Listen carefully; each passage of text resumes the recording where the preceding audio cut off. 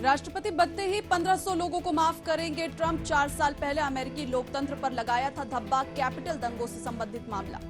अफगानिस्तान में तालिबान के आने के बाद पहली बार भारत की ओर से एक हाई लेवल डेलीगेशन के साथ बैठक। विदेश सचिव विक्रम मिस्री ने दुबई में अफगानिस्तान के विदेश मंत्री आमिर खान मुताकिस से की मुलाकात। हरदीप सिंह निज्जर मर्डर केस में कनाडा सरकार को बड़ा झटका, 4 आरोपियों को जमानत, भारत पर लगाए थे आरोप।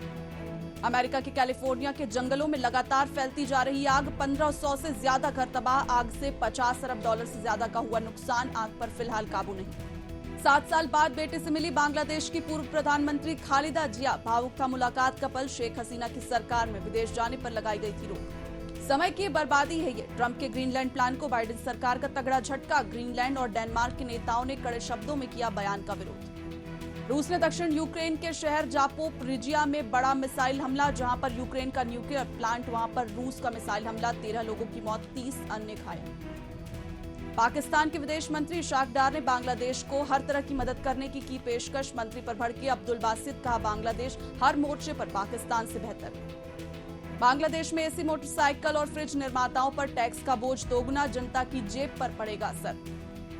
तिब्बत में आए भूकंप से 126 लोगों की मौत, सैकड़ों लोग घायल, कई लोग अभी भी मलबे में दबे। 400 किलोमीटर दूर तक महसूस किए गए भूकंप के झटके।